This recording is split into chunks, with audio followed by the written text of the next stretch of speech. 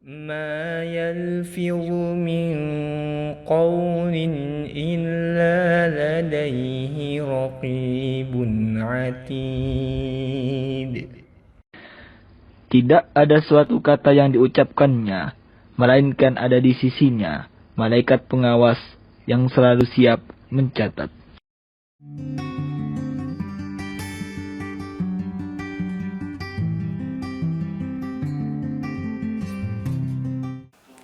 Bismillahirrahmanirrahim. Assalamualaikum warahmatullahi wabarakatuh.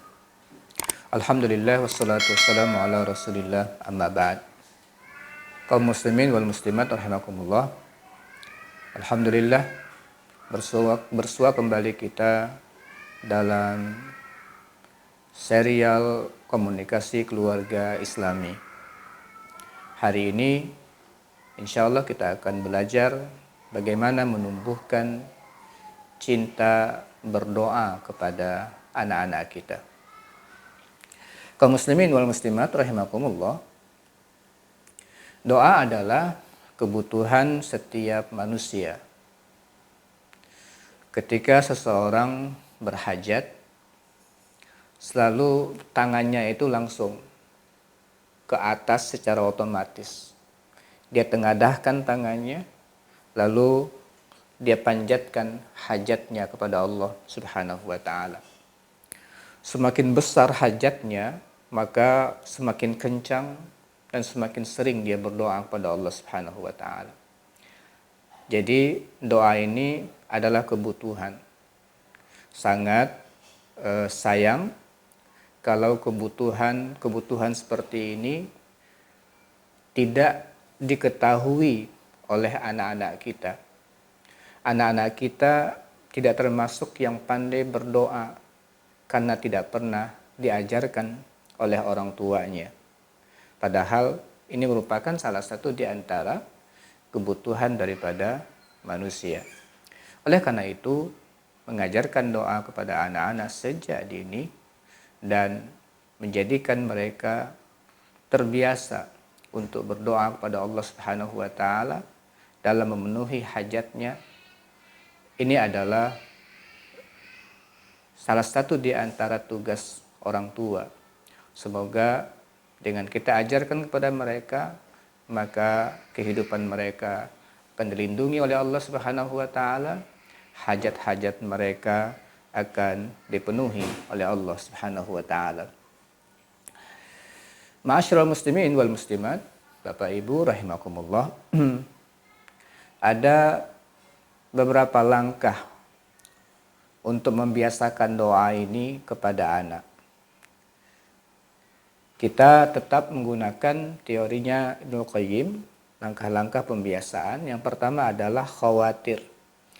Yang disebutkan khawatir itu mengirim pesan ke memori anak-anak kita bahwa perbuatan ini adalah perbuatan yang mulia, perbuatan ini perbuatan yang penting, dan perbuatan ini seharusnya dilakukan oleh mereka juga. Bagaimana cara mengirimkannya? Yang paling pertama, orang tua adalah sentral buat anak-anak. Dia tokoh sentral. Yang paling pertama yang mengisi memori mereka itu adalah orang tuanya. Oleh sebab itu, orang tua harus memberikan contoh kepada anak. Setiap aktivitasnya didahului dengan doa, dan doa itu didengarkan, diperdengarkan kepada anak-anak kita. Kita mau makan, kita berdoa, ada anak-anak kita meskipun dia belum bisa untuk mengucapkan.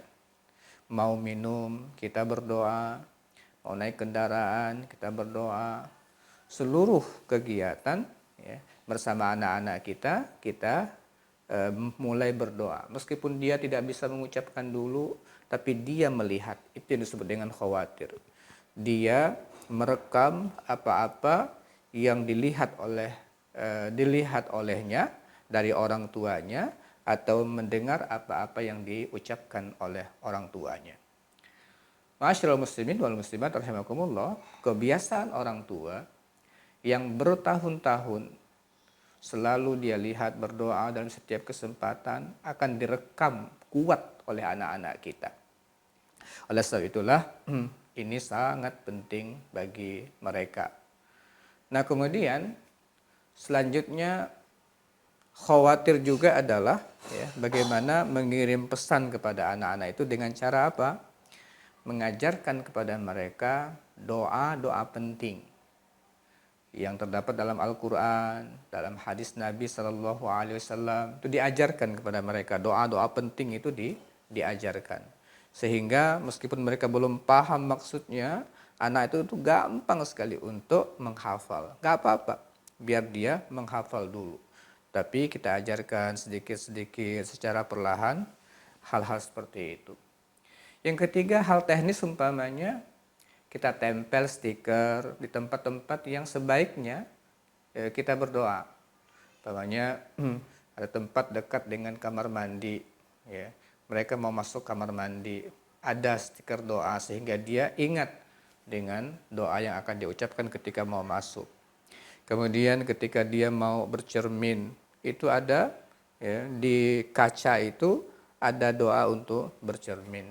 Tempat-tempat lain juga seperti itu disediakan, disediakan kepada untuk mereka sehingga mudah bagi mereka untuk melihatnya.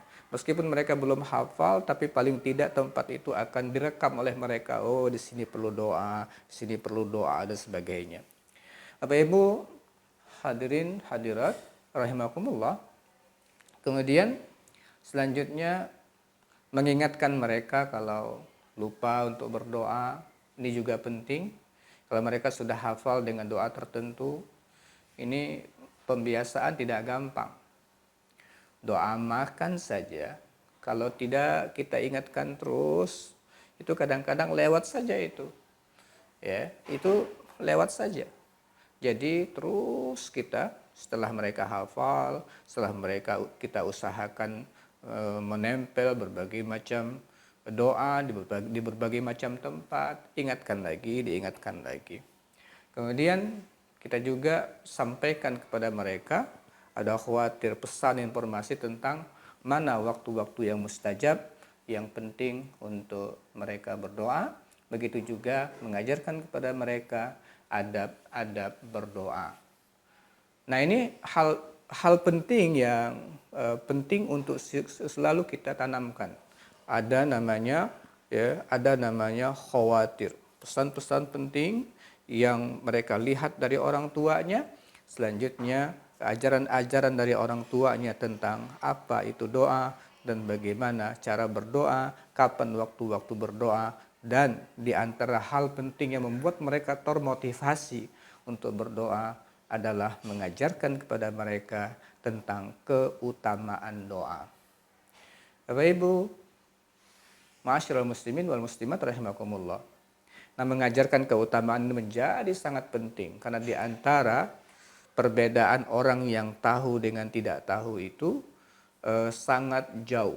Ketika orang tahu nilai tertentu, dia menjadi semangat untuk menjaganya atau ingin meraihnya. Ketika orang tidak tahu, kadang-kadang dia nggak ada semangat sama sekali. Oleh sebab itu mengajarkan tentang keutamaan tertentu dalam praktek-praktek atau nilai-nilai tertentu yang hendak kita tanamkan sangat penting. Ada paling tidak 7 keutamaan doa dari para ulama kita. Ini penting ditanamkan kepada anak-anak kita. Pertama, doa itu merupakan penghambaan dan ketaatan kepada Allah. Jadi doa ini ibadah. Jadi salah satu di antara bagian daripada ibadah selain kita sholat, ini adalah doa. Sampai Rasulullah SAW menyatakan ad-du'a huwal ibadah. Jadi bagian dari penghambaan. Allah Subhanahu wa taala senang dengan orang-orang yang suka beribadah, orang-orang yang suka berdoa. Dan doa ini bagian daripada ibadah, dan ibadah itu adalah tujuan hidup manusia. Kedua, doa bisa menjadi perantara untuk menolak bencana sebelum ia turun. Jadi doa ini semacam perantara untuk menolak bencana sebelum bencana turun, atau menjadi sebab terangkatnya bencana apabila sudah turun. Jadi luar biasa kekuatan daripada doa ini. Dia bisa menjadi perantara untuk menolak bencana sebelum turun, mau diturunkan, ketika berdoa ditolak atau tertolak, dia nggak jadi turun. Atau sudah turun terangkat. Rasulullah Shallallahu Alaihi Wasallam bersabda, la yaruddul qada'a illa du'a. La yaruddul qada'a illa du'a. Tidak ada yang bisa menolak ketentuan Allah kecuali doa. Yang ketiga, buah atau hasil dari doa sudah dijamin oleh Allah Subhanahu wa taala. Jadi jaminannya adalah pasti tidak akan sia-sia. Tidak ada doa yang sia-sia. Pasti doa itu dikabulkan, tapi hanya bentuknya saja yang berbeda-beda. Cepat atau lambat tetap dikabulkan oleh Allah Subhanahu wa taala. Ada yang langsung di dunia ini, ada yang ditukar dalam bentuk yang lain, ada yang nanti disimpan untuk akhirat. Tapi semuanya itu pasti terkabul. Oleh karena itu tidak ada ruginya kita berdoa. Rasulullah Shallallahu Alaihi Wasallam bersabda, "Ma min muslim yad'u bida'watin laisa fiha ismun wala qati'atu rahim illa a'tahu Allahu biha ihda salasin." Tidak ada seorang muslim pun yang berdoa yang di dalam doanya tidak terkandung dosa atau untuk memutuskan tali silaturahim, kecuali Allah akan kabulkan doa itu dalam 3 bentuknya. Imma an yu'ajjil, imma an tu'ajallahu da'watuhu. Yang pertama, langsung diberikan apa yang dia inginkan. Wa imma an yaddakhiraha lahu fil akhirah, atau nanti akan ditabung, disimpan untuk akhirat. Wa imma an yasrif anhu minassu' mislaha, atau dipalingkan dari kejahatan sebanding dengan keinginan yang dia inginkan. Jadi keinginan tidak diberikan, tetapi diganti dengan dia terhindar daripada kejahatan yang sebanding dengan kebaikan yang dia minta. Jadi tidak ada namanya doa itu sia-sia. Yang keempat, doa menjadi sebab untuk tegar dan mendapatkan pertolongan dari Allah Subhanahu wa taala. Jadi ketegaran hidup itu diantaranya adalah dengan kita banyak berdoa kepada Allah Subhanahu wa taala saat kita menghadapi berbagai macam masalah. Kemudian kelima, doa menjadi tanda atau dalil keimanan bagi yang berdoa. Keenam, doa tanda kepasrahan dalam diri. Jadi betul-betul saat kita berdoa itu kita yakin, kita harus yakin bahwa Allah akan kabulkan itu doa. Tanda keimanan kita seperti itu. Kemudian pada saat berdoa kita pasrahkan apa yang kita inginkan itu kepada Allah Subhanahu wa taala. Setelah berdoa, lalu kita sungguh-sungguh untuk merealisasikan permintaan kita tinggal kita serahkan kepada Allah Subhanahu wa taala. Ketujuh dan terakhir, dengan berdoa akan terhindar dari murka Allah Subhanahu wa taala, karena Allah sangat murka dengan orang yang tak mau meminta kepadanya. Jadi itu 7 hal yang perlu ditanamkan kepada anak-anak kita, ya. Itu namanya khawatir. Pentingnya tentang berdoa, bagaimana orang tua selalu mempraktekkan, dilihat oleh anak-anaknya. Ini kemudian diajarkan tentang berbagai macam cara, waktu, adab untuk berdoa. Kemudian, ma'asyiral muslimin wal muslimat rahimakumullah, dari khawatir itulah akan memunculkan tasawur. Tasawur bahwa doa itu penting. Doa itu sebaiknya kita hafal, kita perlu tahu adab-adabnya, dan seterusnya muncul bahwa doa ini sangat penting dalam kehidupan. Nah, selanjutnya kita tidak boleh bosan-bosan untuk melatih mereka sama-sama mengucapkan doa-doa penting ini. Jadi yang pertama tadi, kita belum ngajak mereka, kita dulu yang melakukannya. Yang kedua, kita baru mengajarkan kepada mereka tentang adab dan sebagainya. Kita belum sampai untuk mengajak mereka. Tujuannya untuk apa? Melahirkan cara pandang bahwa itu penting. Sampai ke situ saja. Nah, setelah itu baru kita munculkan apa? Ngajak sama-sama dulu. Ngajak sama-sama mereka untuk dengan anak-anak ini berdoa. Umpamanya di pagi dan petang kita duduk bareng sama-sama baca doa, zikir pagi dan petang. Itu luar biasa. Ya, kalau nggak bisa duduk bersama, kita dalam kendaraan sama-sama naik kendaraan, kita berdoa di dalam kendaraan, zikir bersama, itu penting luar biasa. Kemudian mau keluar rumah sama-sama, kita baca doa sama-sama. Ketika naik kendaraan kita sama-sama berdoa. Ketika mau bepergian safar kita sama-sama berdoa. Nah, kebersamaan kayak begini kita ajarkan mereka, itu sangat penting. Ya, kita sama-sama untuk berdoa. Kemudian selanjutnya adalah kita perintahkan mereka untuk sendiri di dalam berdoa. Nah, ini sudah mandiri, ya. Kita perintahkan mereka untuk berdoa.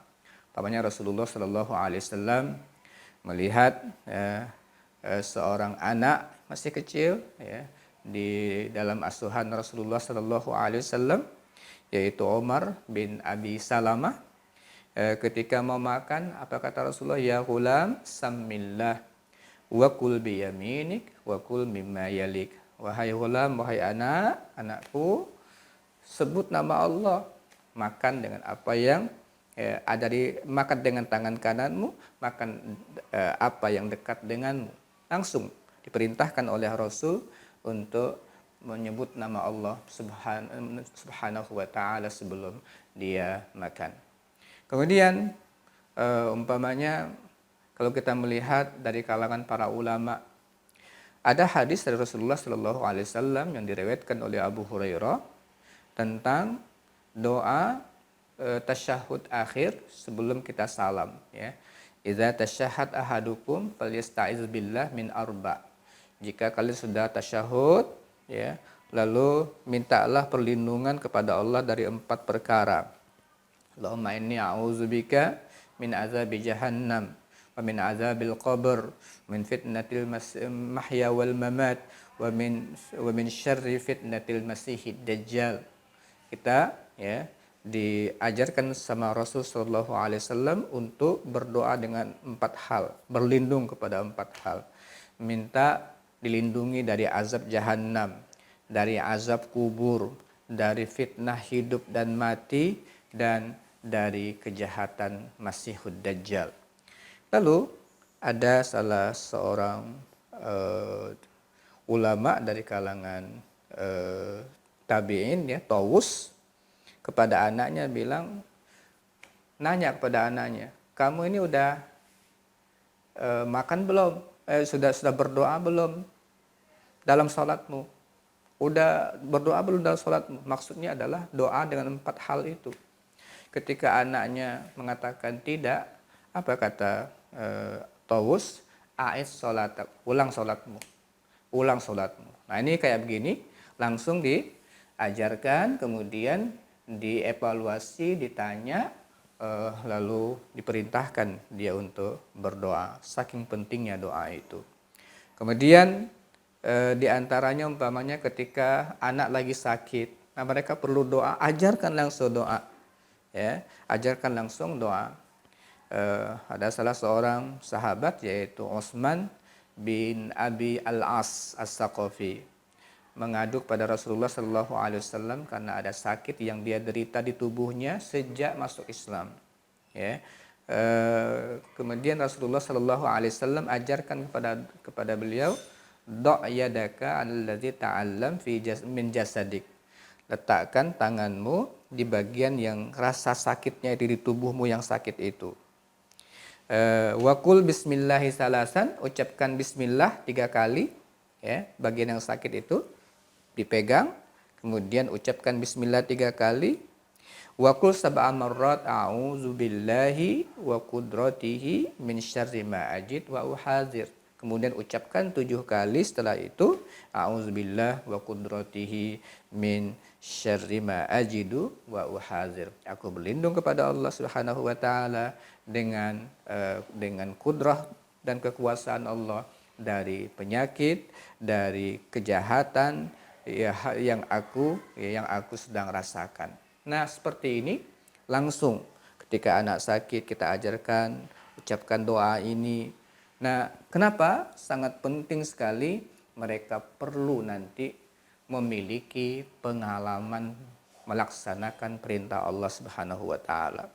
Ketika kita ajarkan kepada mereka, ternyata mereka merasakan ada sesuatu kenyamanan. Ketika sakit, kok ternyata sembuhkan oleh Allah Subhanahu wa taala.